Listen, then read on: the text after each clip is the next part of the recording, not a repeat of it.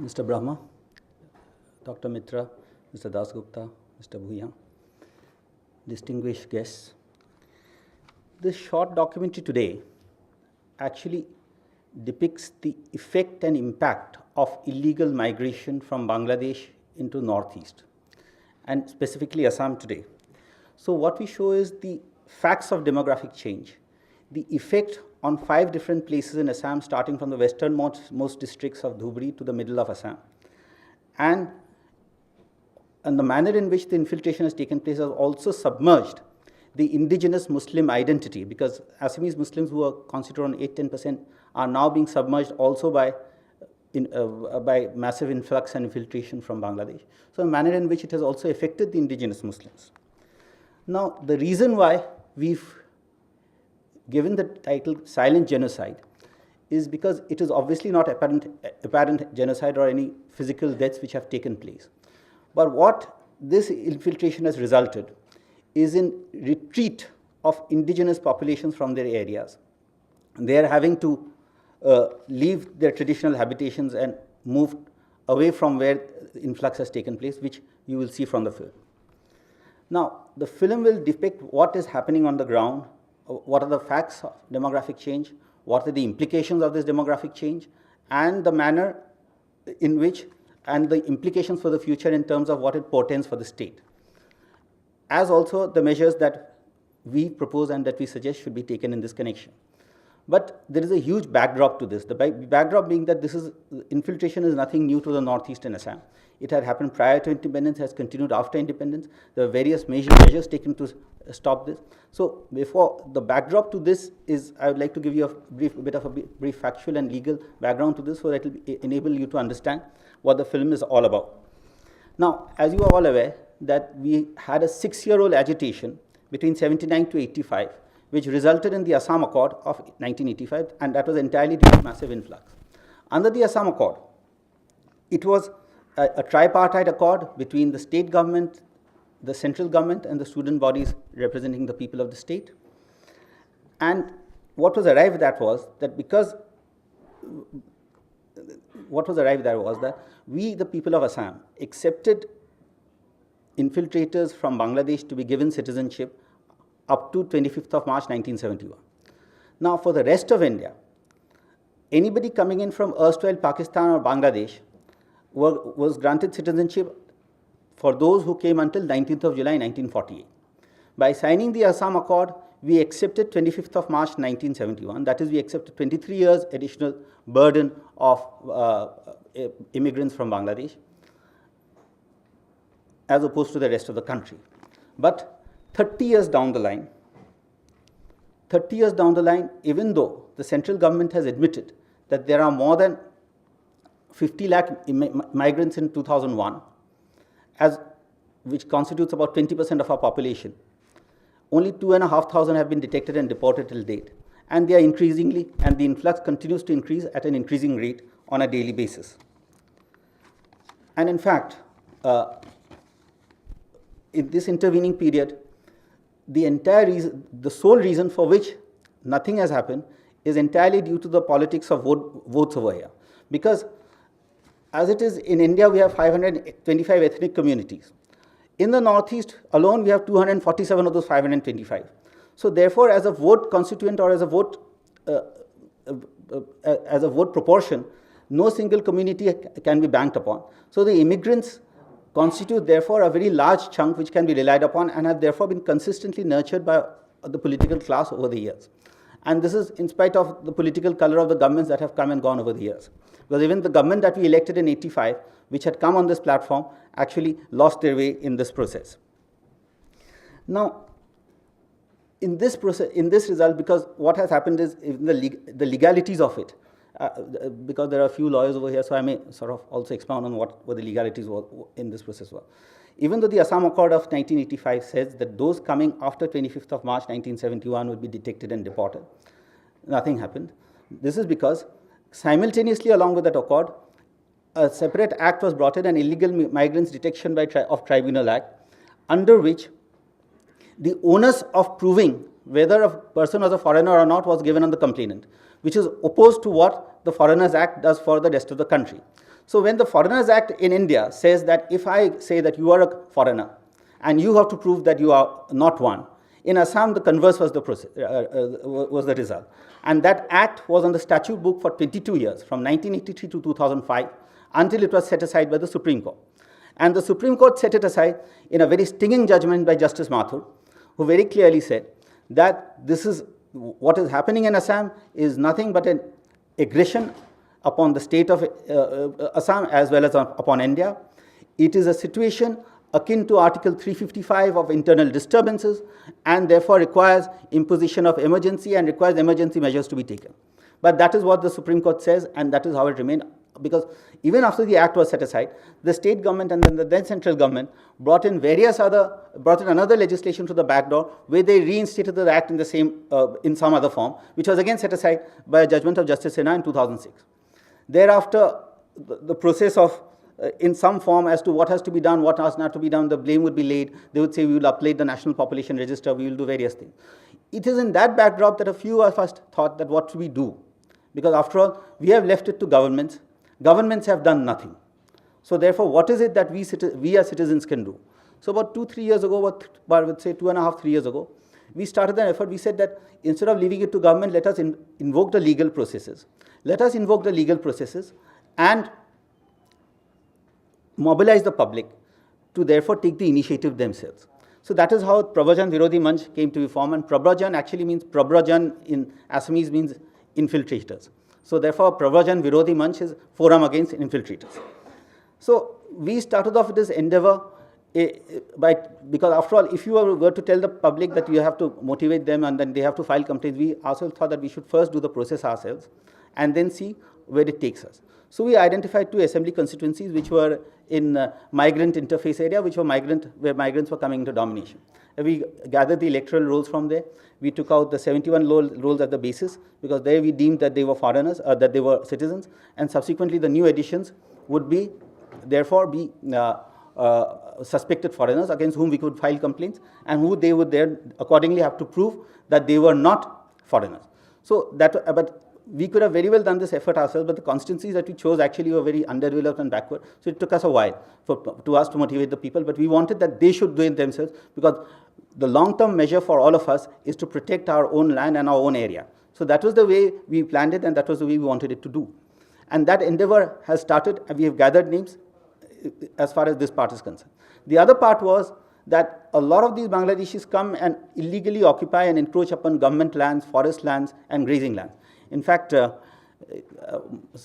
most may not recollect, but Mr. Brahma, as election commissioner in the wake of the Bodo disturbances, had written an article where he said that as a child he used to remember that the grazing lands where he used to play upon have all now been taken over.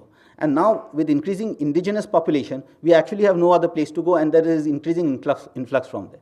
So this presents a huge problem, and that is why there is always a constant interface of conflict which is happening, which then gets a communal color because they are being painted as Muslims, and because it suits various political parties and political to take positions on this.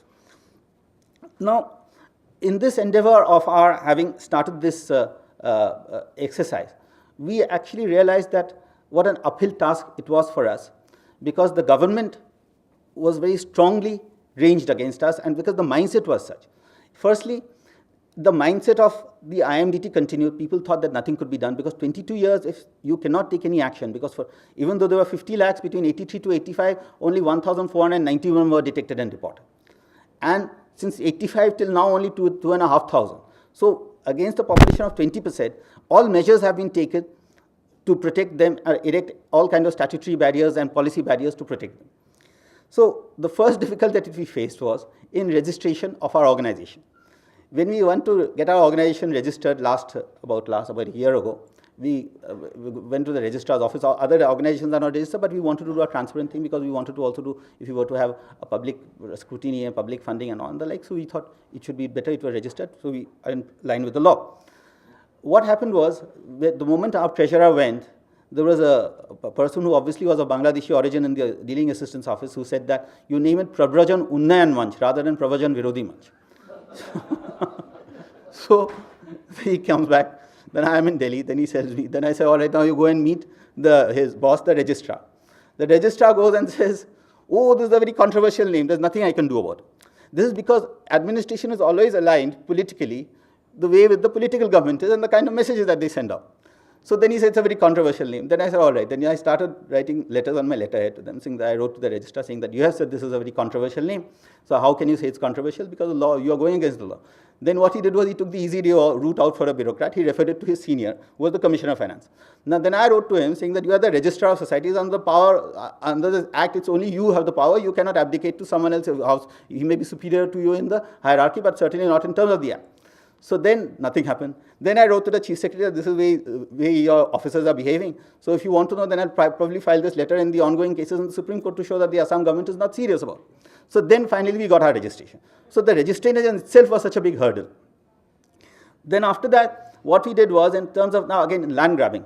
Now, we got information and then which we acted upon that, and we in fact got elicited RTI queries about 8-10 kilometers across the river, because what happens is that Brahmaputra has riverine areas which are known as shore areas because the river keeps shifting its course, but these are very fertile areas, which is where how these Bangladeshis come upstream and then settle in those areas. So about 77,000 bighas, which is around 25,000 acres, we got an RTI, is encroached upon.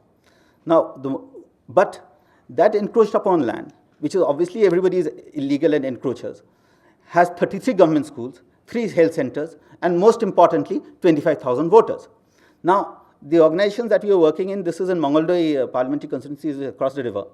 There, they wrote various complaints to the Deputy Commissioner, nobody acted. Now, fortunately in Assam, I think as part of the Assam Accord or something, we also have a land grabbing act, which is like the Andhra Pradesh Land Grabbing Act. And since it's a new act, it does not have the lacuna of the old because Supreme Court has struck down various provisions, so it takes care of that. So we therefore filed complaint under the Land Grabbing Act in the district court. Even then, there was a great deal of reluctance. So, I mean, matters listed on Saturdays, so usually I go down and so we ensure that it's going on track because usually typically what happens when everybody sees the way the wind blows. So, until unless we get press and media coverage and then pressure is kind of brought to bear that, they can't go otherwise. So, the orders have been coming now in the last couple of weeks in those matters. But even then, we don't know where we are headed, but at least the matter is on track and we hope to get something. Now, as far as the biggest challenge today and the reason why we've also brought this documentary here today, and also why, because today we are concerned with what is the way forward. In fact, because there is the manner in which this whole issue has played out, there are a lot of emotions attached to it, because the 6-year-old agitation saw 855 martyrs, because there was a failure. So all those who are 40 and above, there is a lot of disillusionment and there's a lot of cynicism among them. So we said that rather than going into what history is all about, let us see what we can do. Because what are the facts, what are the laws, and then how do we move forward? So then we thought that why don't we therefore get into this whole process of public motivation and then instituting complaints. But now there is a very big hurdle which has come before us. And that is because what the government has done is, the state government have always now, instead of detecting and deporting foreigners, they have taken the converse route. What they say is that we are going to have update the national population register and identify citizens. So there is not a whisper regarding what is to be done regarding identifying and expelling foreigners, which was a clear term of the Assam Accord in 1985. So now in that process, what has happened is, and we have, because in the course of our extensive sort of interactions and our discussion, we have found that there are a lot of these people have fabricated identity proofs. A complicit and a corrupt state government and identity proofs, because they required to bring out only identity proofs prior to 1971. So that they have in readiness, and therefore they are all too happy and welcoming this whole initiative, because then it will establish them as citizens. Secondly now, and this is more important also, what we have also come across is tampering, because all of this updating of the National Population Register is based on a document of 1951. Now, we have chanced upon information which we complained to the Union Home Minister, that the original NRC document of 1951 was actually tampered with because it was digitized. So the original NRC document was tampered with by wherever there were blank spaces, new names were entered into, obviously with Bangladeshi origin, which and the loose sheets also extra at the back had new names with a different thing. We were informed of this by the data entry operators. We sought inspection, we were denied inspection. We complained to the Union Home Ministry, and I'm happy to say that it is a week ago the Union Home Ministry is sending a team of officials based on our complaint down to the state, and we hope something will come out of it. And the new names which have been digitized and come out are names obviously of Bangladeshi origin, which could not possibly have been in those areas. So this is the manner in which the government of the day, in which the government, the state government is functioning. The third and the singularly the most important basis on which this whole updating of national population register is very harmful for us is that though the Assam Accord said that, and which was enshrined in 6th Capital of the Citizenship Act by saying that those coming after 25th of March will be detected and deported. But having permitted them to continue and stay there for 44 years, the children born of those illegal migrants, because they have been encouraged to come, get citizenship by birth. Now, it was only after December 2004 that citizenship by birth is given on the condition that both parents have to be citizens. Prior to that, even if illegal migrants, the parent children on Indian soil, they become citizens. Now, what we have, so therefore, if all of those who are coming up to 2004 and born in India, they get citizenship, the whole process then results in indigenous people becoming a minority by 2040 and 47. Because we had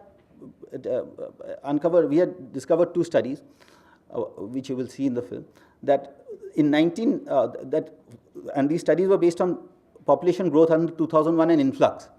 And they categorically said by 2040 or 2047, indigenous people will become a minority. So today, what we have done is, and now I don't want to take up much of your time because you've come to see a film and not to hear me speak so much. But what we have also decided, we have already launched a mass signature campaign on this issue of NRC, the National Population Register.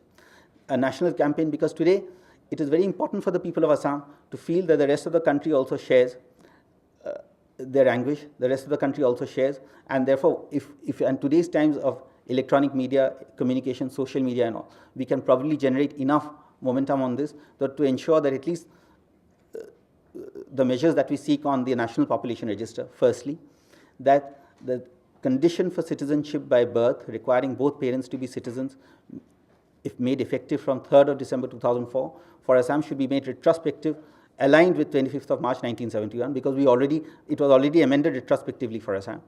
Secondly, in keeping with the Assam Accord, identify and expel foreigners rather than giving them citizenship. Thirdly, also a condition of the Assam Accord, clear land under encroachment of Bangladeshis, clear of Bangladeshis. And fourthly, also institute an inquiry by the CBI or any central investigating agency into all fabricated identity proofs. Because what they do is that typically they would claim someone in 1966 or 71 to be a parent, so DNA testing and all of that is also required. So all of these issues have been swept under the carpet, and the state government is in a tearing hurry to confer citizenship upon them. So it is therefore to rectify that we've mounted a signature campaign, which was already launched yesterday in Guwahati, and we've already circulated a draft of the representation. If you all are convinced that you need to do it, I would request you that after viewing this film, please do sign it, documentary, please do sign it out. And lastly, I would like to thank all of you who have come here, and also those who have helped in the making of the documentary at every stage, because we had also published a booklet. We've also, whether it be the editor, our designer Ram Brahma, the film director Him Pratap Singh, all of them have been unusually considerate. They've barely charged anything. In fact, I would say they've done it virtually for free, and it is all for the cause. So I would want to place my gratitude for them, and I think now we can go ahead with the function.